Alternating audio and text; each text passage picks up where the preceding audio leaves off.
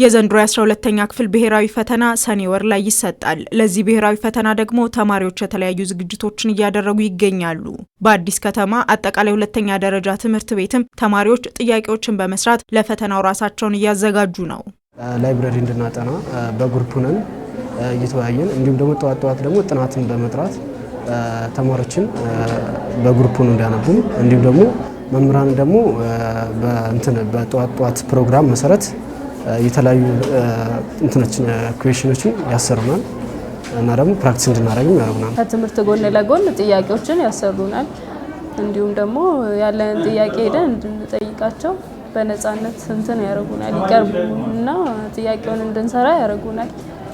ከዛ ባሻገር ደግሞ የተለያዩ ወርክሽቶችን እየሰጡን እንድንሰራ ያደርጉናል። መምህራንም ተማሪዎችን በተለያየ መንገድ በማገዝ ላይ ናቸው። ራሳቸውን ብቁ አድርገው መገኘት እንዳለባቸው በተቻለ መጠን ክላሳቸውን ምንም ሳይቀሩ ለዚህ ነገር ለፈተናው ዝግጁ እንዲሆኑ በአግባቡ የሚሰሩ ከሆነ ውጤታማ መሆን እንደሚችሉና በተለያዩ ደግሞ ዌብሳይቶች ገብተው ጥያቄዎቹ መስራት ይችላሉ። አሁን ጊዜው በጣም የዘመነም ስለሆነ ኮሙኒኬት እንዲያደርጉ በቴሌግራም እኛም ደግሞ ጥያቄዎችን እንልክላቸዋለን። በቴሌግራም እየላክንላቸው ነው። አንዳንድ ቪዲዮዎችም እንልክላቸዋለን። ብዙ መምህራንም በቪዲዮም በቴሌግራምም እንደገና አንዳንድ ጥያቄ ከነመልስም ላይብረሪ ይቀመጥላቸዋል። አይሲቲ ሩምም ገብተው ጥያቄዎች ልጆቹ በመስራት ላይ ነው ያሉት። አጠቃላይ በ2018 የሚሰጠውን ሀገር አቀፍ ፈተና ወደ 611 የሚሆኑ ተማሪዎች ይወስዳሉ፣ በሶሻልም በናቹራልም።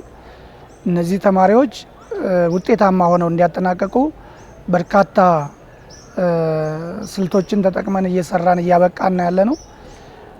ለዚህም ደግሞ በአዲስ አበባ ከተማ አስተዳደር ትምህርት ቢሮ የተቀየሰ የተማሪዎች ውጤት ማላቅ ስትራቴጂ አለና ይሄም በአግባቡ ከመተግበርም አንጻር ቅዳሜ ላይ በክላስተር ደረጃ ዚህኛ ተቋም ተመርጦ እዛ ላይ የተሳተፉ ነው ያሉት። የዘንድሮውን የ12ኛ ክፍል ብሔራዊ ፈተና ሙሉ ለሙሉ በበይነ መረብ ለመስጠት እየተሰራ ነው። በዚህ መነሻነትም ተማሪዎቹ በተግባር ራሳቸውን እያለማመዱ ነው። ኦንላይን ላይ ፈተናው ስለሆነ የተለያዩ ነገሮችን ፕራክቲስ አደርጋለሁ። ኦንላይን ፈተና ላይ ላምዳለሁ። በራሴን ደግሞ ኦንላይን ላይ ያሉትን ፈተናዎችን ከዚህ ከትምህርት ቤት ውጭም ላምዳለሁ። ፕራክቲስ ማድረግ ያው እዛ ላይ ቴንሽን እንዳይፈጥርብኝ በወረቀት ስላልሆነ ያንን መለማመድ እንዴት ነው አልጎሪዝሙ ነው የሚለውን ማየት ሆነ ማለት ነው። ዌብሳይቱን እያንዳንዱን መለማመድ አደርጋለሁ እና የተለያዩ ጥያቄዎችን ደግሞ እሰራለሁ። ለብሔራዊ ፈተናው አስተማሪዎች ጥያቄ ሲያሰሩንም እንሰራለን። እንደውም ደግሞ ላይብረሪዎችን እንጠቀማለን። ከላይብረሪ ውጭም ደግሞ ቤታችን የተለያዩ ዝግጅቶችን እናደርጋለን። በተለያዩ አፖችም ደግሞ እየተጠቀምን ጥያቄዎችን እንሰራለን። ያሉንም አፖቻችን ላይ ስልኮቻችን ላይ ያሉትን በሰዓት ነው የሚሰጡን፣ በሰዓት እንሰራለን። እዚህም ደግሞ ሰዓት ወስነን በሰዓት እንሰራለን። አዲስ ከተማ አጠቃላይ ሁለተኛ ደረጃ ትምህርት ቤትም ባሉት አይቲ ክፍሎች አማካኝነት ተማሪዎች ልምምዶችን እንዲያደርጉ ያግዛል። ተፈታኝ ተማሪዎቹም በዚህ ተጠቃሚ እየሆኑ ነው። አይቲ ክፍል ሁሌም ክፍት ስለሆነ እየገባንም በዛ በሊንኩ መሰረት እንደዛ አይነት በሆነ ሊንክ እንሰራለን። ጥያቄዎች ኦንላይን ላይ ፕራክቲስ እናደርጋለን የሚለውን ደግሞ ሁሌም እንሰራለን፣ ፕራክቲስ እናደርጋለን። ብዙ ጥያቄዎችን በላብ ውስጥም እንሰራለን።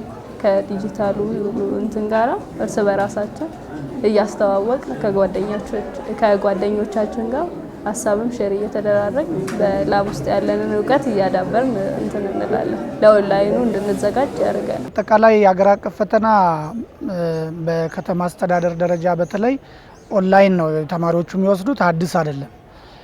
የስነ ልቦና ዝግጅት እንዲኖር የማድረግ ልምምድ እንዲያደርጉ ባሉን የአይሲቲ ማዕከላት 5 አይሲቲ ማዕከላት አሉ።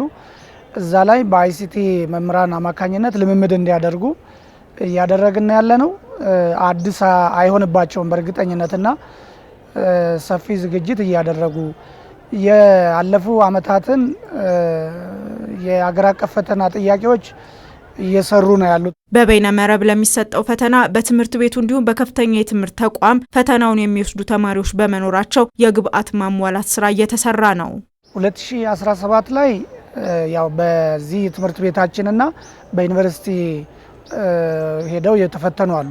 በዙር ነበር የነበረው፣ ኦንላይን ነው ፈተናው። ስለዚህ የነዛን ልምድ በጥንካሬ የነበሩትን እናስቀጥላለን። የነበሩት ደግሞ አንዳንድ ክፍተቶችን እነሱን እያረምን እንሄዳለን። ስለዚህ የኮምፒውተር ዝግጅት ሌሎች የጄኔሬተር ዝግጅቶች እነዚህን ከክፍለ ከተማ ትምህርት ጽሕፈት ቤት ጋር በጋራ በመሆን ለማሟላት እየሰራን ያለ ነው። ስለዚህ የባለፈውን የነበረውን ልምድ የተሻለውን ወስደን ክፍተት የነበረውን ደግሞ አርመን እንሄዳለን። ተማሪዎቻችን ደግሞ ምቹ ሁኔታ ተፈጥሮላቸው በውጤት እንዲያጠናቀቁ እንሰራለን ማለት ነው። ትምህርት ቤቱ ባለፈው ዓመት ከ200 በላይ ተማሪዎች በቀጥታ ወደ ከፍተኛ ትምህርት ተቋም እንዲቀላቀሉ ያደረገበትን ስራ አሁንም ቀጥሎ ተፈታኝ ተማሪዎች ለፈተና በስነ ልቦናም ጭምር እንዲዘጋጁ እያደረገ ይገኛል።